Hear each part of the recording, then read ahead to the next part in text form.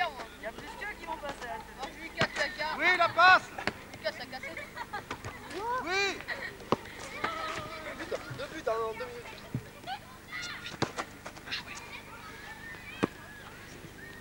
Oui.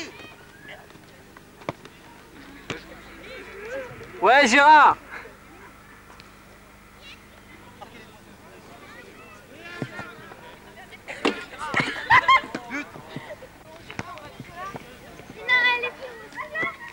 But. But, but. But.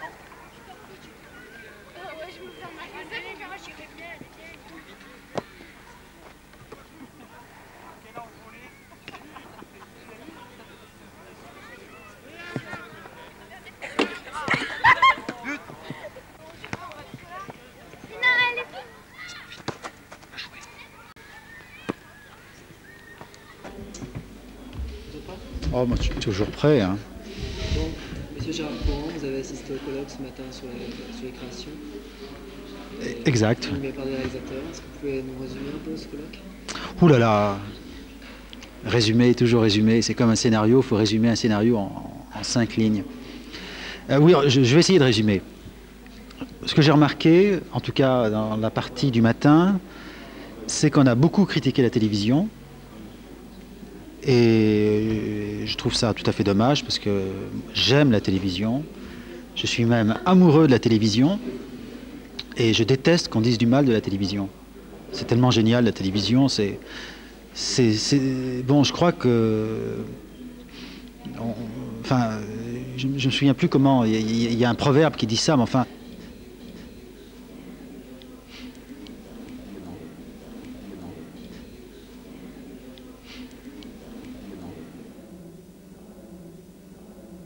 Non, mais...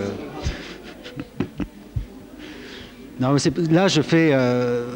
disons que je suis en train de faire du travail pour le monteur, là, voilà. Vous savez qu'il y a quelques décibels, on peut Oui, ouais.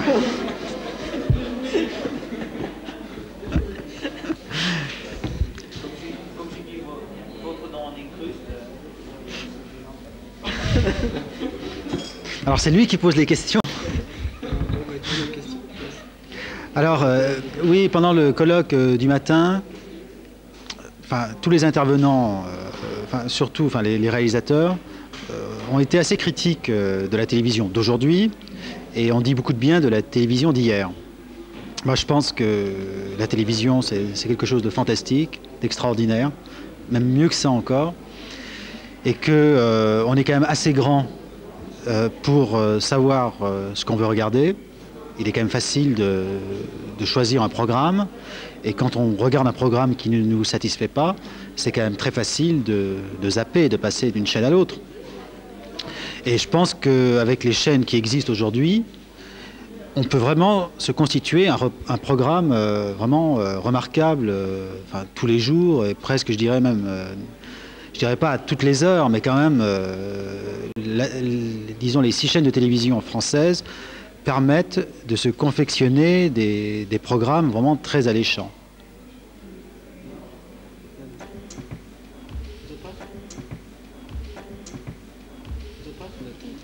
Oui, je peux parler de Cinématon. Alors, Cinématon est le film à la fois qui a le plus beau casting de l'histoire du cinéma et c'est également le film le plus long de l'histoire du cinéma. Alors je m'explique. Cinématon est un film qui a été commencé en février 1978 et qui n'est pas terminé, que je poursuis. Donc une sorte de work in progress. Alors voilà ce que c'est. Un cinématon, c'est un portrait filmé d'une personnalité des arts et du spectacle. Chaque cinématon, du premier, qui a été réalisé donc en février 1978, jusqu'au dernier, et ça continuera comme ça, tous les cinématons sont filmés exactement selon le même principe, c'est-à-dire que chaque portrait dure 3 minutes et demie, que c'est un gros plan, style cadrage photo d'identité, que c'est un plan séquence, qu'il n'y a qu'une seule prise, c'est absolument impossible de recommencer, même si la personne se plante complètement, elle s'est plantée, tant pis, c'est le jeu, et que chaque personne filmée est libre de faire ce qu'elle veut devant la caméra. Et il n'y a pas de son, voilà. Donc, il y a des gens, des cinéastes, des écrivains, des acteurs, des journalistes, qui ont été filmés, des gens comme Godard, Wenders, Sandrine Bonner, Mourouzi, Samuel Fuller, etc. 1080 personnes ont été filmées pour l'instant, ce qui représente environ 75 heures de film.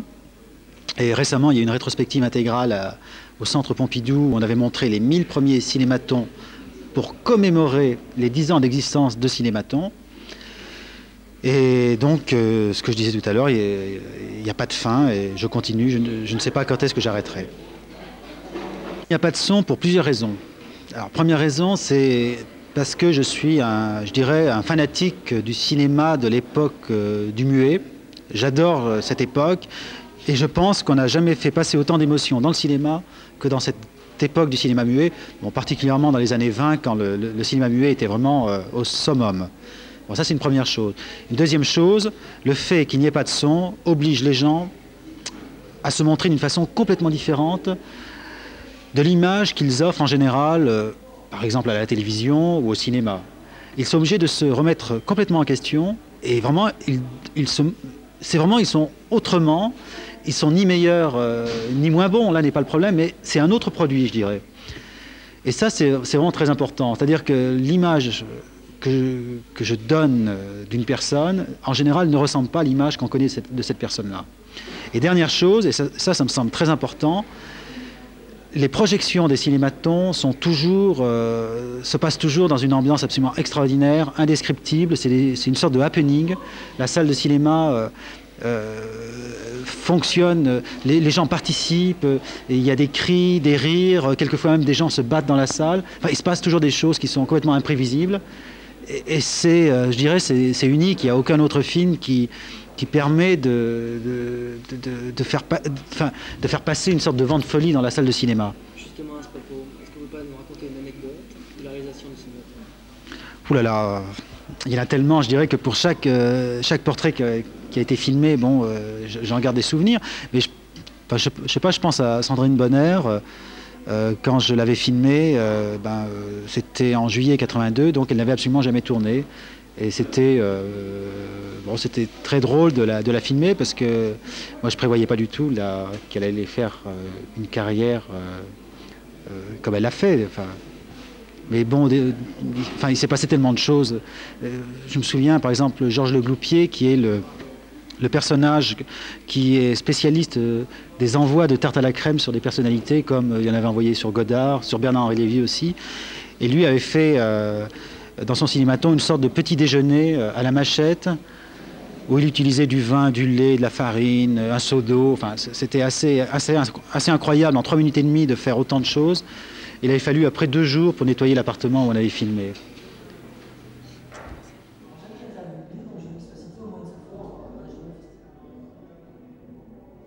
Je sais qu'on a fait un superbe reportage sur Hervé Ballé à l'occasion d'un hommage exceptionnel que le festival d'Aurillac lui présente. Et on l'a filmé dans un cadre sublime dans les montagnes du Cantal. Alors il a dit plein de choses intéressantes. Je voudrais savoir qu'est-ce qu'il a dit. Eh bien, Hervé Ballé nous a parlé un petit peu de ses conceptions en réalisation TV et nous a fait part de ses projets à venir.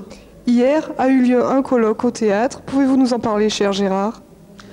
Il y a eu un colloque passionnant, c'est vrai, organisé par la CEE.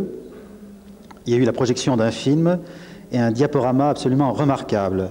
Et il y a eu beaucoup de questions et de débats intéressants sur l'Europe, sur les ouvertures avec l'année européenne en 93.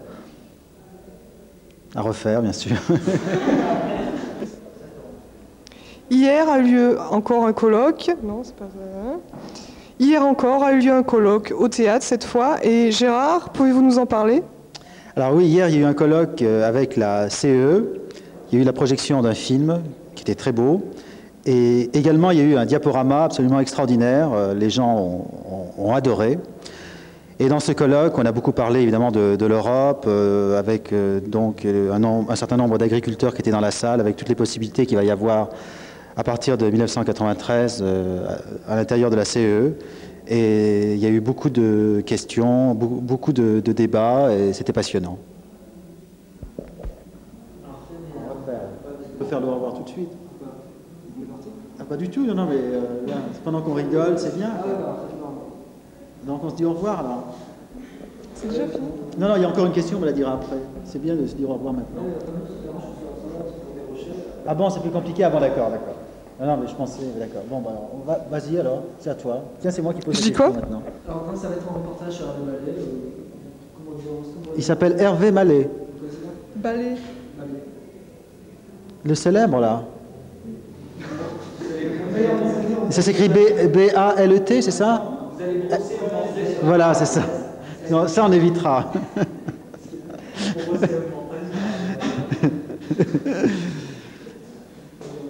va le présenter comment? On va faire quoi avec lui? On va faire quoi? Oui. On a des images, on a de belles images, mais on ne sait pas comment les présenter dans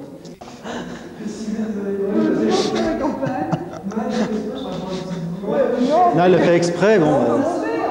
Non, mais elle a raison, enfin, je mets à sa place. Quoi. Je veux pas, je suis Montréal, on n'aura jamais d'interview, donc je vais m'expliciter au moins une fois.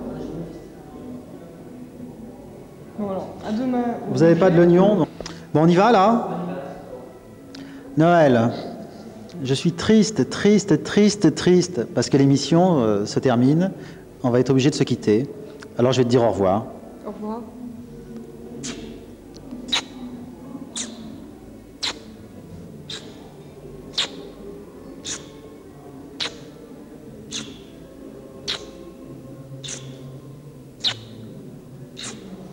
Et à demain au Rouget pour le dimanche à la campagne, où nous pourrons assister à de nombreuses projections de Monsieur Morenas. Ouais, je ne veux pas fouiller quoi. Non, je trouve que c'est très bien, elle s'est très bien débrouillée. Hein. François,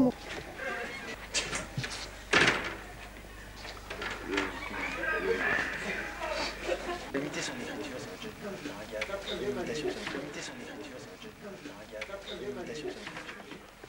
C'est pas un gars. Il écrit, c'est génial ça.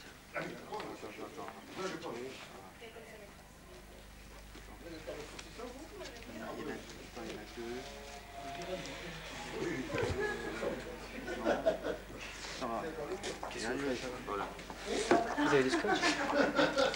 Oh, les enfants. C'est incroyable.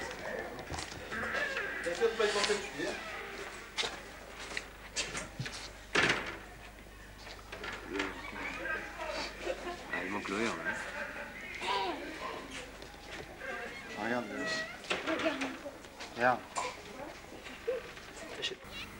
Marqué les poteaux hier, hein? Oui! Ah, parole, ils enterrent les bêtes crevées. Gilles Colpart. Oui, attention, il y a un corner et c'est bon. Hein. Gilles Colpart, commentez le corner. Ouais, pas très bon là. Non, c'est les verts. Attends, c'est bon? Les rouges. Oh là là. Non, c'est pas ça. Hein. Ça. Bon, Gilles Colpart, on sait que vous êtes le grand spécialiste du court-métrage. Ça fait au moins 15 ans que vous suivez les festivals de court-métrage et que vous allez voir systématiquement les courts-métrages. Oui, ça fait presque 15 ans maintenant, oui. Ça fait un bail. Le spécialiste, c'est sûrement vrai parce que la réalité me prouve que je suis quasiment le seul sur le créneau. De moins en moins d'ailleurs parce qu'il y a maintenant Gérard Pétillat qui commence à s'y mettre aussi depuis une année ou deux. Et je crois qu'on ne sera pas trop à deux.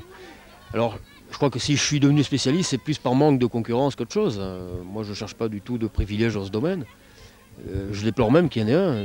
Je préférerais qu'on soit 50 à en parler régulièrement, qu'il y ait une émulation pour le court-métrage. Malheureusement, elle n'existe pas.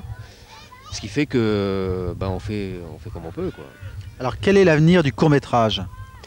Moi, je crois que l'avenir du cinéma, c'est le court-métrage. Je veux dire par là que c'est pas forcément le court-métrage en tant que tel, c'est la durée variable. C'est-à-dire que ça peut être aussi bien le clip que la pub? Je crois que la pub a son domaine, c'est du court-métrage forcément. Moi, j'ai rien contre la pub. Quand elle est bien faite, c'est un spectacle et je sais que j'aime la voir comme les enfants aiment la voir. J'ai rien contre la pub, simplement, ça me fait pas trop plaisir qu'on vende des produits comme ça à tir larigot, mais si c'est bien fait, moi je considère que c'est du court-métrage, je suis prêt, j'en suis client. Le clip, de la même façon, quand simplement c'est le calcage de paroles de chansons à une action, je ne trouve pas aucun intérêt.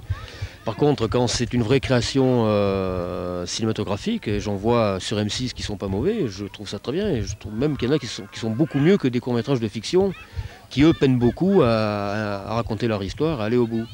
Donc je n'ai aucun sectarisme en la matière. Moi, tout ce qui est court m'intéresse. Oui, alors, quel est l'avenir pour l'instant du court-métrage? Je dirais, moi, ce qui me gêne un petit peu, c'est que des longs métrages doivent durer au moins 1h15, 1h20, 1h30, et on sent vraiment qu'ils ont tiré à la ligne, ou poussé à l'image, pour arriver à cette durée-là, histoire de faire un long métrage. Et ça, je trouve ça assez déplorable, de la même façon qu'il y a des courts-métrages qui sont un petit peu trop condensés, parce que les gens veulent faire un petit peu trop d'effets, montrer qu'ils savent faire mieux. Ils veulent être très courts aussi pour pouvoir passer en première partie. Il y a ça aussi, et certaines scènes auraient mérité d'être détaillées, soit pour faire de la psychologie, soit au contraire pour du contemplatif ou n'importe quoi. Je veux dire, mais chaque sujet, chaque propos a son propre rythme. Et ce qui est dommage, c'est que ce rythme soit, je dirais, abattardisé par des nécessités ou des contraintes tout à fait artificielles et arbitraires. Oui, Gilles Colpart, moi ça m'intéresserait un peu de savoir quel est l'avenir de ce qu'on appelle le court-métrage. Bon, je sais que pour vous ce terme était peut-être impropre, vous parlez de films à géométrie variable, c'est ça? Non, pas géométrie à durée variable. À durée variable. Je crois que les contraintes, les contingences de durée dans des compartiments précis, moins d'1 heure, court-métrage, plus d'1 heure, long-métrage, tout ça va disparaître avec le temps, peut-être dans 50 ans, je ne sais pas, mais il y a un jour où tout ça va disparaître. La consommation d'images est telle qu'on va consommer les images pour ce qu'elles sont et non plus pour ce qu'elles durent. Ce qui fait qu'à mon avis, le court-métrage, mais comme le long, comme ce qu'on appelle encore le long, a un immense avenir. Et je crois qu'on verra des films de 3 minutes comme des films de 3 heures, je ne dirais pas de la même façon, mais sans regarder l'un comme le petit de l'autre ou l'autre comme le géant de l'autre. Je crois que les auteurs vont s'exprimer comme ils le sentent. Et si ces contingences disparaissent, les films auront vraiment la durée spécifique qu'ils doivent avoir, et non plus une durée comme ça. Il y a des gens qui sont faits pour le court-métrage, qui font du long et qui s'y plantent parce qu'ils ne sont pas faits pour le long. Ils essaient de durer 1h30, alors que visiblement en 50 minutes ils auraient tout dit, et à rebours la même chose. Donc je crois qu'il faut qu'on arrive à une stabilité et que chacun trouve son créneau, et qu'il n'y ait plus de contingence, d'obligations pour les créateurs à s'imposer dans un domaine qui est pour l'instant plus vendable que l'autre. Je veux dire que c'est là qu'est l'erreur, quoi. Elle est commerciale, c'est vrai, mais c'est regrettable. Ceci dit, même France-Chypre, c'était mieux que ça. Hein. Ah oui, France-Chypre, c'était peut-être pas un grand match, mais enfin les joueurs tapaient dans la balle, quoi. Non, il n'y a pas but. Cela dit, l'avantage de ce genre de match, c'est que, bon, là au moins, l'enjeu est minime et ils jouent vraiment pour le plaisir, quoi. Ils s'engueulent. Je trouve qu'il y a beaucoup plus d'agressivité entre joueurs d'une même équipe qu'entre joueurs d'équipes adverses. Je trouve ça sympathique. Je veux dire que c'est pas, vas-y, on va leur casser la gueule, on leur rentre dedans. C'est, pour l'autre, t'as fait le con, t'aurais dû me faire passe, quoi. Je trouve ça intéressant, quoi. Il y a une espèce C'est mieux que les agressivités qu'on voit sur certains stades professionnels où vraiment le simple fait d'appartenir à une équipe adverse amène des coups de poing, des coups de pied toujours malvenus. Ce qu'on appelle la violence sur les stades. Et la violence dans le cinéma, qu'est-ce que vous en pensez? Et la mort, c'est quoi pour vous? Bah, le but! Non, but! Ah non. Bah, la violence dans le cinéma, elle est justement dans cette contingence des durées. Je crois que c'est ça la violence. Ah, je trouve que c'est une excellente réponse. Oui, vas-y! Oh non, ça va pas. Ça va pas du tout, là. Le 10, oui, qui passe ça? Giresse! Oui! Vite, là, ils reprennent, là!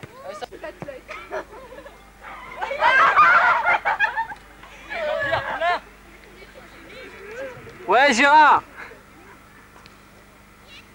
Marqué les poteaux hier, hein? Oui! Parole, ils enterrent les bêtes crevées. Vite, là, ils reprennent, là!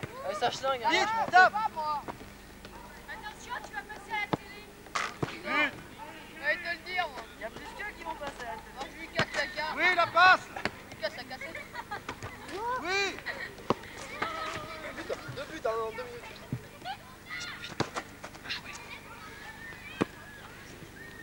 Oui!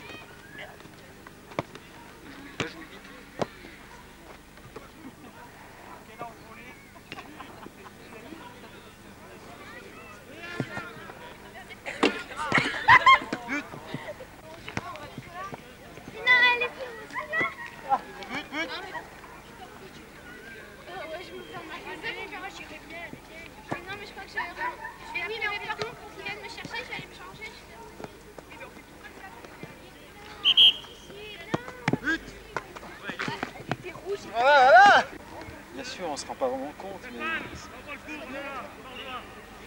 les couleurs sont pas mal, hein, pas mal. Et avec la vidéo, c'est déjà encore plus éclatant. Un sourire comme ça, on voit tout le film.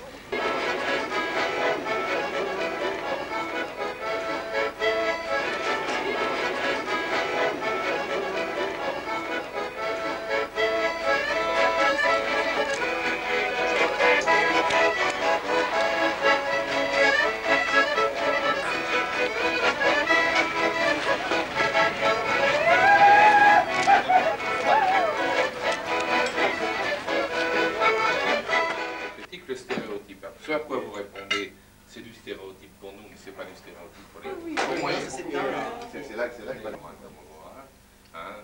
et la deuxième chose, vous pourriez faire ça de toute autre manière. Et la deuxième chose que je critique le stéréotype. Ce à quoi vous répondez, c'est du stéréotype pour nous, mais c'est pas du stéréotype pour les pays de l'Est. Hein. Et entre autres, c'est partiellement vrai par rapport à la référence à 1956 pour les Hongrois. Mais which has the possibility of reaching a very large public. Probably more so than the Hungarian film. The reason why I didn't choose the Hungarian film, or I didn't keep it, although I like it, I like the film. We can give grand prize, special jury prize, and special prize. Cowboy. Special prize.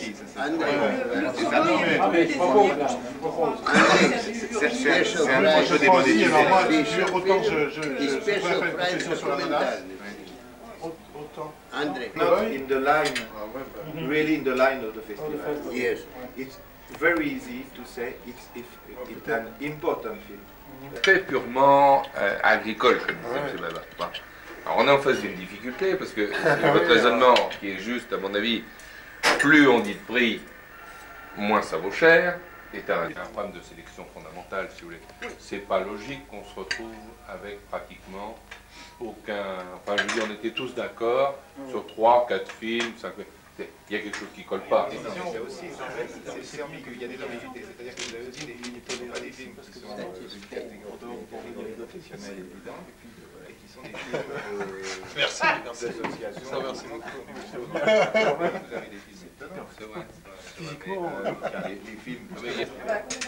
Non, mais faites attention. Mais il soulève des questions intéressantes. Oui, il soulève des questions très intéressantes.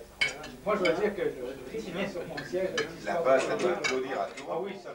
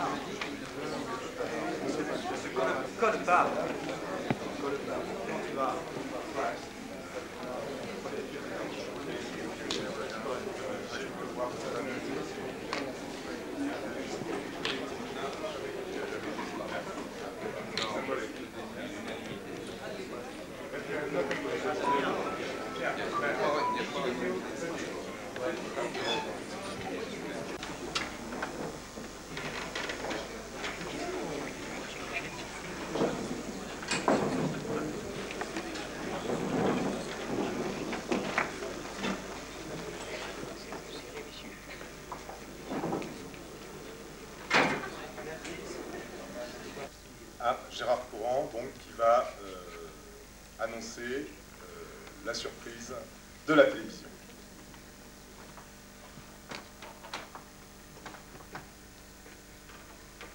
Bonsoir.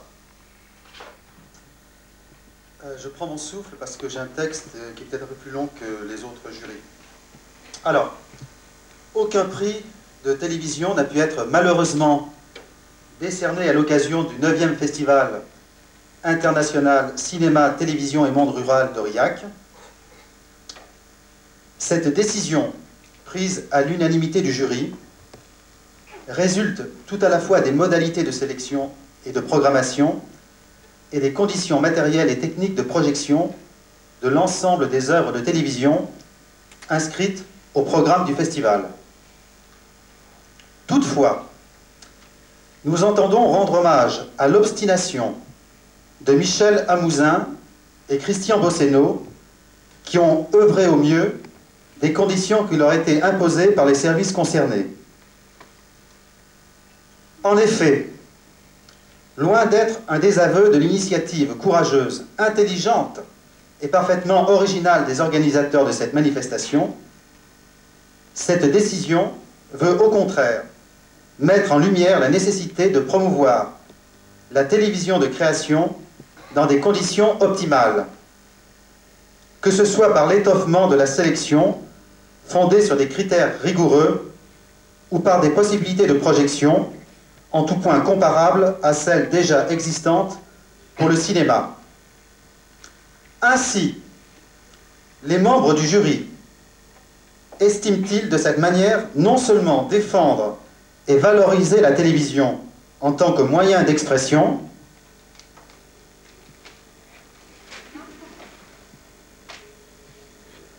a fortiori dans le contexte actuel, mais également conforter et si possible pérenniser des rencontres aussi utiles et chaleureuses que celles de cinéma, télévision et monde rural à Aurillac.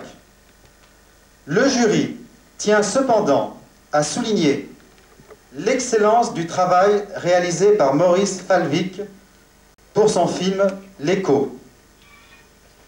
C'est tout.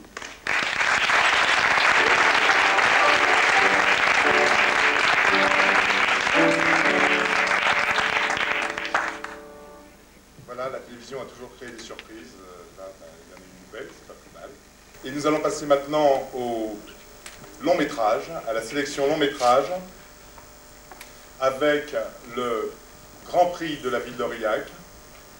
Et je demande donc à Madame Béatrice Roman, je crois, de bien vouloir lire le texte préparé au nom du jury.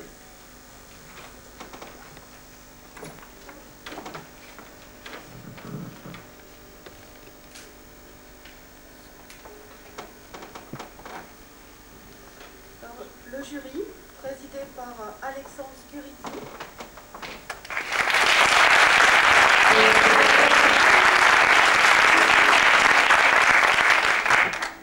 composé de Philippe Babin,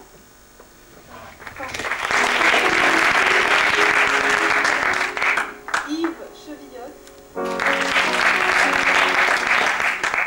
Bruno Muel et André Paquet.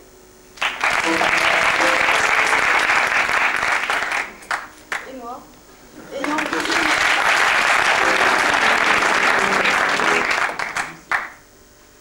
ayant visionné 18 longs métrages, 18 films longs métrages présentés dans le cadre du 9e Festival international d'Aurillac, cinéma, télévision et monde rural, à l'unanimité, a sélectionné les films suivants. Pour ce qu'il nous révèle des conséquences d'un choix de société et de ses répercussions sur les populations, le jury décerne le Grand Prix de la ville d'Aurillac au film suédois de Stéphane Jarl, La Menace.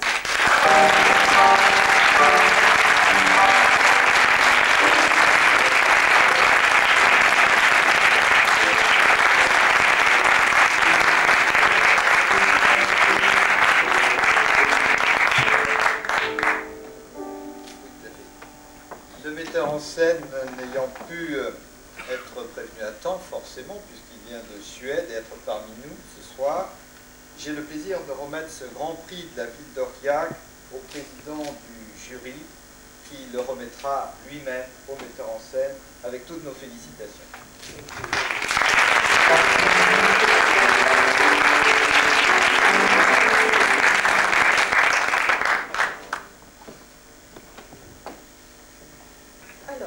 Le jury tient à mentionner le film L'épine sous les ongles de Sandor.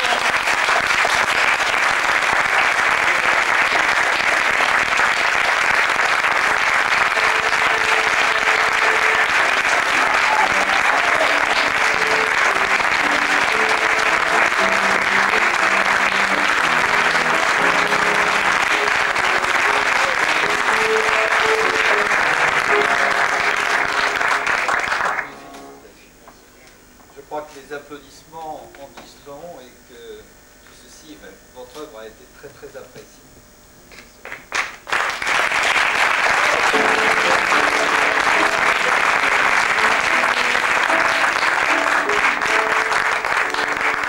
Je continue sur ce film, non? Bien sûr, je suis très heureux et je voudrais dire un grand merci pour vous.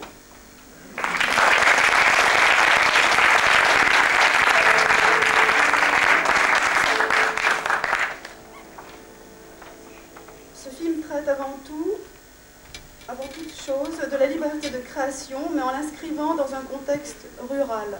Cette œuvre ne pouvait être passée sous silence en raison de ses qualités cinématographiques et de l'intensité de son message. Par ailleurs, et à l'unanimité, le jury tient à souligner la justesse du propos du film Le Cow-boy hongrois de Pál Schiffer et de Gábor Havas.